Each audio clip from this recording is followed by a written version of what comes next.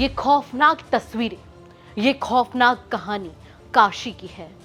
उत्तर प्रदेश की काशी, जहां पर पूजा पाठ के लिए इस जगह को जाना जाता है, लेकिन आजकल काशी जाना जा रहा है इस हत्याकांड के लिए। राजेंद्र गुप्ता का पूरा परिवार अब नेस्तनाबूद हो चुका है। पूरा परिवार अब इस दुनिया को छोड़कर जा चुका है, लेकिन इसकी कहानी 28 साल पुरानी जड़ों से जुड़ी हुई है। नमस्कार, स्वागत है आपका यूपी तक में। मैं हूं आपके साथ गौरांशी श्रीवास्तव। आप देख रहे हैं हमारा खास कार्यक्रम the big crime story. The big crime story में कहानी आज उत्तर प्रदेश के वाराणसी की, और ये वो कहानी है जो इस वक्त सोशल मीडिया पर सबसे ज्यादा वायरल है, जिस बारे में लोग सबसे ज्यादा बात कर रहे हैं और जिस बारे में लोग जानकर हैरान हैं कि कैसे ही एक साथ एक परिवार के 5 लोग इस दुनिया से जा चुके हैं और 5 लोग खून से लथपथ पाए गए। दरअसल राजेंद्र गुप्ता का परिवार काशी में रहता है और पैसे की कोई कमी नहीं है। आप उनका घर देख के अंदाजा लगाएंगे कि वो कितने बड़े आलीशान घर में रहते हैं। उनके दर्जनों किराएदार हैं और ऐसे में घर पर जब सुबह सुबह नौकरानी आती है, क्योंकि दिवाली के बाद का वक्त होता है, तो ऐसे में उसे लगा सब लोग सो रहे होंगे। लेकिन जब वो कमरे का दरवाजा हल्का सा खोलती है तो राजेंद्र गुप्ता की पत्नी जमीन पर होती है। तो उसे हैरानी होती है कि आखिर क्यों जमीन पर वो सोई हुई है। लेकिन जब वो उन्हें देखती है, उनके पास खून देखती है, तो वो हड़बड़ा जाती है। वो उनके बेटे को उठाने के लिए दूसरी मंजिल पर भाग के जाती है, लेकिन दूसरी मंजिल का मंजर और ज्यादा खौफनाक होता है। पूरा परिवार मर चुका होता है। घर पे 4 लाशें मिलती हैं, राजेंद्र गुप्ता की पत्नी और 3 बच्चों की। जिसके बाद राजेंद्र गुप्ता कहीं नहीं मिलते। सवाल उठने लगते हैं और लगभग एक तरह से घोषित ही हो जाता है कि इस हत्याकांड के पीछे सिर्फ और सिर्फ राजेंद्र गुप्ता है। लेकिन उनके दूसरे घर पर कुछ ऐसा मिलता है जो इस केस को पूरी तरीके से पलट देता है। वहां मिलती है राजेंद्र गुप्ता की लाश। लोगों को पहले लगा कि परिवार को मारने के बाद उन्होंने खुद अपनी जीवन लीला खत्म कर ली होगी, लेकिन जब उनकी लाश मिलती है तो बाकायदा मच्छरदानी लगी होती है, उनकी कमीज टंगी होती है खूंटे पर, और उनकी इस अवस्था को देखकर ये बात पूरी तरीके से साफ हो जाती है कि कोई अपने परिवार को मौत के घाट उतारने के बाद में बड़े आराम से आकर अपनी शर्ट उतार कर खूंटे पर नहीं टांगेगा, खुद मच्छरदानी में आराम से जाकर नहीं सोएगा। धीरे धीरे परतें खुल रही हैं। मामला क्लियर नहीं है, लेकिन परतें खुल रही हैं और कहानी आपको 28 साल पीछे ले जाएगी। 28 साल पीछे राजेंद्र गुप्ता की उस खौफनाक कहानी में लेकर जाएगी, जहां से ये तमाम चीजें शुरू हुई हैं।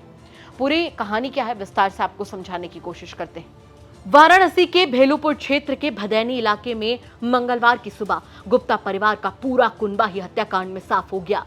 पहले तो हत्यारे राजेंद्र गुप्ता के भदैनी इलाके में स्थित मकान में घुसकर पत्नी और 3 बच्चों को मौत के घाट उतारते हैं। इसके बाद राजेंद्र गुप्ता की जब तलाश होती है तो उनका शव भी रोहनिया क्षेत्र के रामपुर लठिया में उनके नवनिर्मित मकान में बिस्तर पर पड़ा मिलता है। पहले तो पुलिस यही समझती है कि राजेंद्र गुप्ता ही अपने परिवार के 4 सदस्यों को खत्म करने के बाद फरार हो गया, लेकिन जब उसकी तलाश शुरू हुई तो राजेंद्र गुप्ता भी मृत स्थिति में पाए गए। 5 हत्याओं में पिस्तौल का इस्तेमाल हुआ था।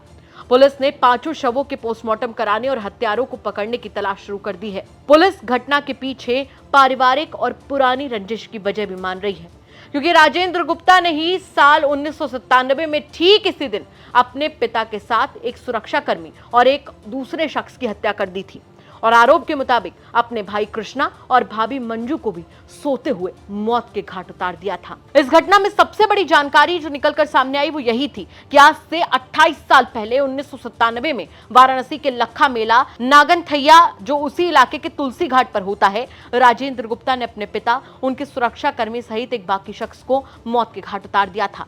इसीलिए जानबूझकर कार्तिक मास की शुक्ल पक्ष की चतुर्थी तिथि, जिस दिन नागनथैया होती है, उसी दिन वारदात को अंजाम देने के लिए चुना गया। फिलहाल शक की सुई राजेंद्र गुप्ता के भाई कृष्णा और पत्नी मंजू, जिनकी हत्या का आरोप राजेंद्र प्रसाद पर लगा, उनके बेटे विक्की और जुगनू पर है।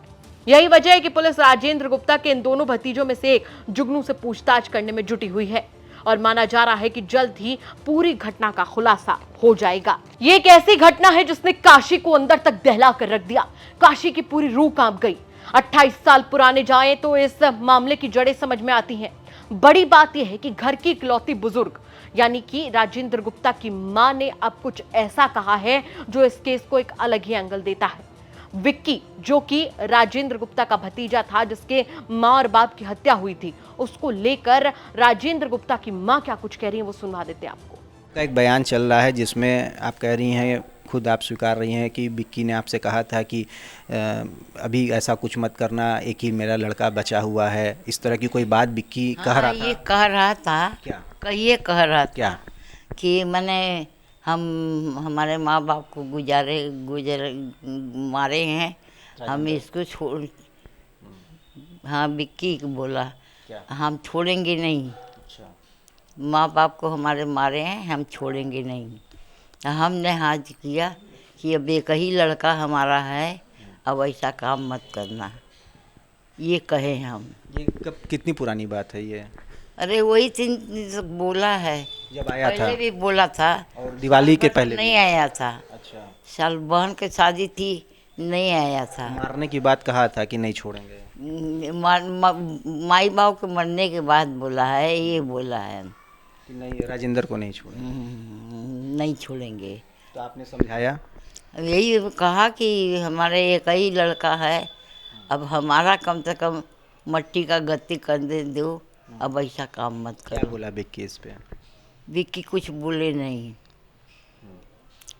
और जुगनू जुगनू भी इसी प्रवृत्ति का था कि? जुगनू बहुत छोटा था, 1.5-2 साल का था। नहीं, विक्की जैसा था उस तरह का जुगनू भी है कि जुगनू भी लड़ाई झगड़ा? नहीं है, जुगनू का मिलनसार है, जुगनू का स्वभाव बढ़िया है। तो क्या लगता है आपको, कहीं ना कहीं इस पूरे मामले में विक्की, क्योंकि अभी तक पुलिस के सामने नहीं आया है, जुगनू आ गया, तो कहीं ना कहीं विक्की इसमें शामिल हो सकते हैं? अब पता नहीं, वो तो आया है, तुरंत लोग ले गए उसको, बयान वान लेने के लिए चले गए, फिर आज तक नहीं आया, परसों रोज आया है। विक्की सोमवार मंगलवार की जो बीच की रात है या मंगलवार की सुबह आपको दिखा था घर में, किसी रास्ते से आया था? नहीं, गोधना जब हुआ है तो वो जो लड़की है गौरांगी, वो सबको मिठाई खिलाई है, टीका लगाई है। सोमवार को विक्की को, अपने दोनों भाई को, और हमारी नंद शिवालय में रखती हैं, वो भी अपना मिठाई भेज दी। इसी घर में हुआ है भैया दूज? हाँ, इसी घर में हुआ है, बाहर में विक्की रहा? हाँ, तो वही विक्की मिठाई खा के और खाना खा के चले गए। वाकई इस पूरी घटना ने न सिर्फ काशी को उलझा कर रख दिया है, बल्कि आपको किसी क्राइम सीरियल की तरफ लेकर चला जाता है, जहां 28 साल पहले अपनी मां बाप का बदला लेने क्या बेटे आए हैं, कैसे ठीक वही दिन मौत के लिए चुना गया, राजेंद्र गुप्ता के पूरे परिवार को खत्म करने के लिए चुना गया, जहां 28 साल पहले राजेंद्र गुप्ता ने भी कुछ ऐसा ही किया था। सवाल कई हैं, ये तमाम आरोप हैं, इनमें सच्चाई कुछ भी नहीं है, ये एंगल्स निकल रहे हैं, सवाल कई हैं, जवाब अभी तक सामने नहीं आए हैं। लेकिन ये घटना अपने आप में कई बड़े और अहम सवाल खड़े करती है। सबसे बड़ा सवाल तो यहां पर यही है कि क्या इस घटना की सारी जड़ें 28 साल पहले जुड़ी हुई हैं?